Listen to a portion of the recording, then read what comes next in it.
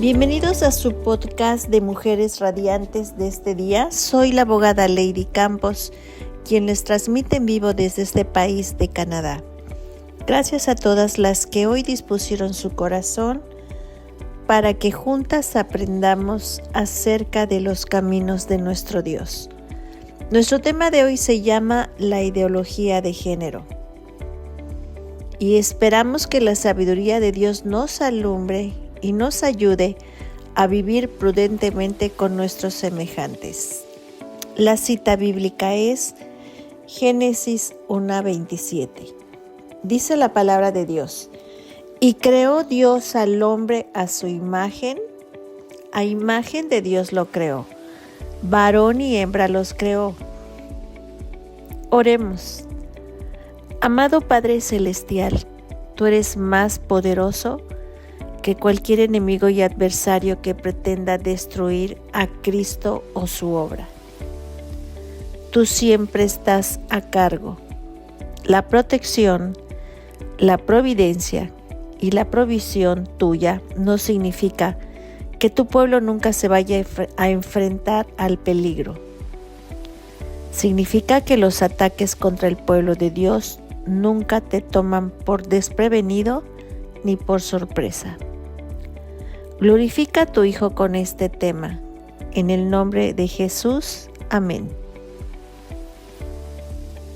En el contexto de este texto vamos a ver que en Mateo 19:4 dice: Él respondiendo les dijo: ¿no habéis leído que el que los hizo al principio, varón y hembra los hizo? Y Marcos 10:6 dice: pero al principio de la creación, varón y hembra los hizo Dios. En tanto que estas dos personas compartían en igualdad la imagen de Dios y que juntas ejercían el dominio sobre la creación, era por designio divino físicamente diferentes a fin de cumplir el mandamiento de Dios de multiplicarse. Es decir, el uno no podría reproducir descendencia sin el otro. Este comentario la hace la Biblia de Estudio de John MacArthur, y Anne Maynard dijo: me gustaría que se exhortara a todos los jóvenes a leer el gran libro de la naturaleza, donde puedan ver la sabiduría y el poder del Creador en el orden del universo y en la producción y preservación de todas las cosas. Quiero hacer mención a los que nos están escuchando que este tema salió a la luz debido a una plática que tuve con mis nietos la semana pasada, en virtud de que ellos están en desacuerdo con lo que ahora están enseñando en las escuelas, ya que ellos están siendo criados en el conocimiento de Dios. Traté de explicarles primero la ideología de género de forma bíblica y científica, por supuesto, aunque yo ya sé que las enseñanzas bíblicas son suficientes. Y para tal efecto les comenté lo que ahora les comparto a esta audiencia. Vamos a introducirnos al tema mencionando lo que el reconocido Dr. Núñez en República Dominicana expuso en relación a cómo debemos de responder a la ideología de género. Lo primero que necesitas hacer es informarte correctamente qué es lo que esta ideología plantea, porque lo peor que puede ocurrir es que estemos hablando de algo que tú mismo no entiendes bien y por lo tanto no vas a poder transmitirlo a los demás. Lo segundo es que debemos evitar caricaturizar a las posiciones contrarias, y eso muchas veces ocurre a través del sarcasmo y la burla. Y la realidad es que cuando hacemos esto, cuando nos comportamos de esta forma, no lucimos verdaderamente cristianos y tampoco estamos contribuyendo a que el que piensa diferente, por decirlo de alguna manera, quiere escucharnos. Tercero, es que debemos tratar al otro y la posición del otro con respeto, con dignidad, reconociendo que cada ser humano es portadora de la imagen de Dios. Entonces creo que eso es importante y necesitas tener una posición humilde a la hora de presentar la verdad. No olvides que nosotros no tenemos el poder de convencer a nadie. Eso es algo que le corresponde al Espíritu de Dios, o de persuadir al otro. Lo único que podemos hacer es presentar un argumento que corresponda a la verdad de forma objetiva, lógica y no emocional, y que el otro pueda por lo menos considerar. Obvio, para aquellos, ¿verdad?, que no están abiertos a la oposición cristiana. Pudiéramos comenzar con un ángulo un poco más amplio, hablando de lo que la creación nos presenta. En pleno desarrollo del tema, nosotros podemos ver en el hombre y en la mujer, en los animales, que hay dos sexos. Hay un varón y una hembra. Que esos dos sexos vienen equipados con órganos que les permite aparearse, y no solamente aparearse, sino también reproducirse. Que hay toda una genética detrás de la formación de estos individuos, lo que determina que sea un varón o una mujer. Una hembra no es simplemente tener sus órganos sexuales, ¿verdad? Lo que físicamente se ve que llamamos fenotipo. El fenotipo es la expresión en forma física de las características de un individuo de cualquier especie. El genotipo, que es lo que la persona es genéticamente y lo va a transmitir de generación en generación, eso es lo que determina lo que tú ves, lo que yo veo. De manera que si yo soy un hombre es porque hay una composición genética que corresponde al sexo masculino, que hace al embrión incluso masculino desde su formación a las 6 semanas.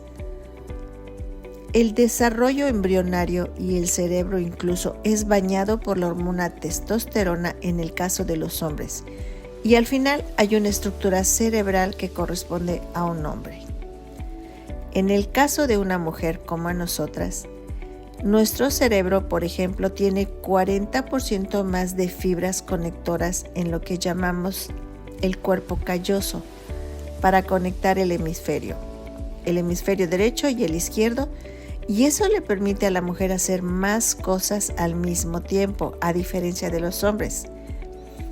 Estamos hablando de un sexo masculino o femenino que tiene características de órganos sexuales, que tiene características de hormonas particulares, que tiene características de estructuras cerebrales y de funcionamiento cerebral.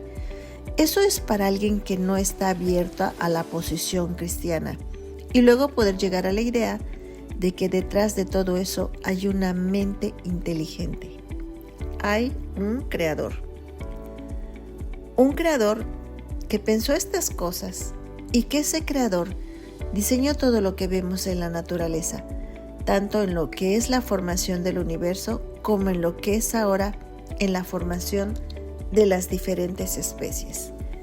Pero nosotras no debemos otorgar la autoridad a las emociones humanas, a los sentimientos, porque entonces tendríamos que reconocer a aquellos que hoy en día hizo que muchos se sientan ser un tipo de animal.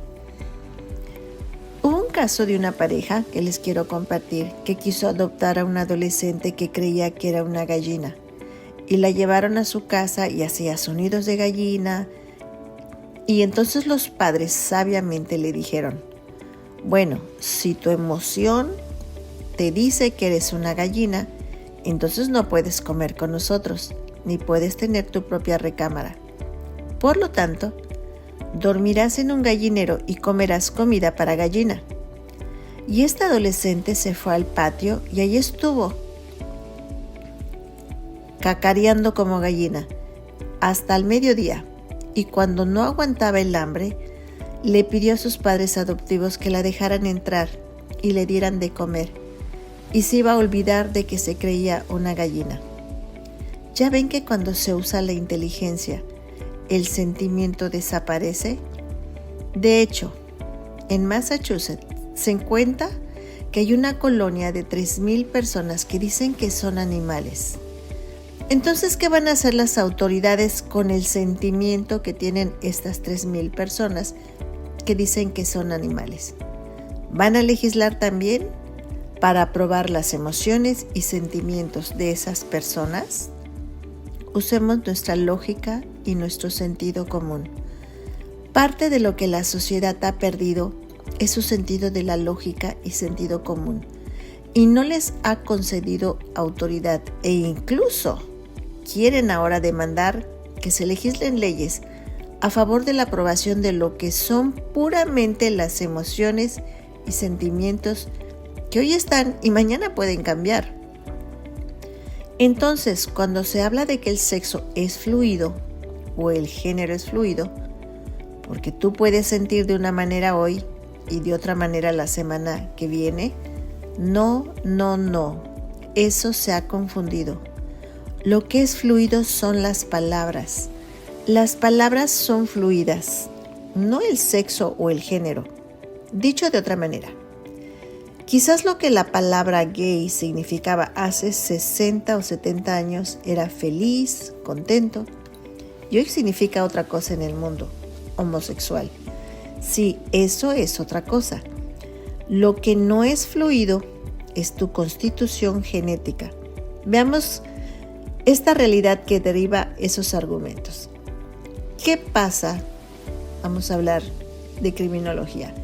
¿Qué pasa si levantas un cadáver que tiene 200 años enterrado? Ahí te vas a encontrar la evidencia de que era masculino o femenino 200 años después. ¿Por qué? Porque eso no es fluido, no fluye con facilidad, eso no cambia y tenemos que concederle y dar a luz lo que realmente corresponde a la realidad. Y creo que eso es parte de lo que debemos de tratar de comunicar a otro de forma respetuosa. El hombre va a ser siempre hombre y la mujer siempre será mujer, hoy, en 200 o en 500 años. Y son y serán los únicos que pueden reproducirse. Me despido comentándoles lo que dijo un psiquiatra que atendió a un transgénero, que estaba en shock, ya que a pesar de haberse hecho la cirugía, estaba angustiadísimo porque pasado un mes de su cirugía no tenía todavía el periodo.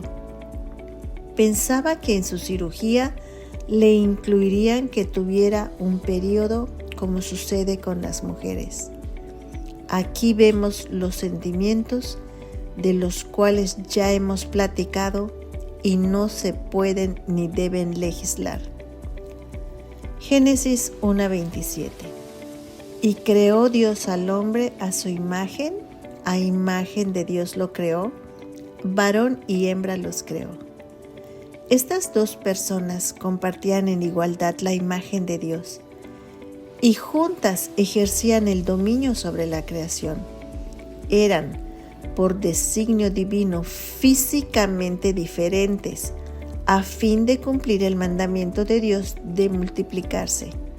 Es decir, el uno no podría reproducir descendencia sin el otro.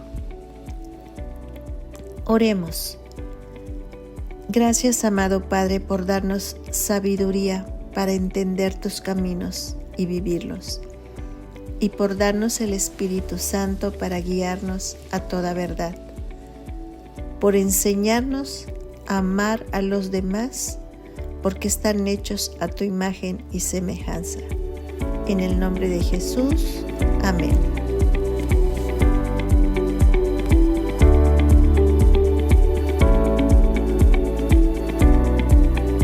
Mujeres Radiantes es un ministerio de alcance de Lady Campos Canadian Women's Foundation, INC.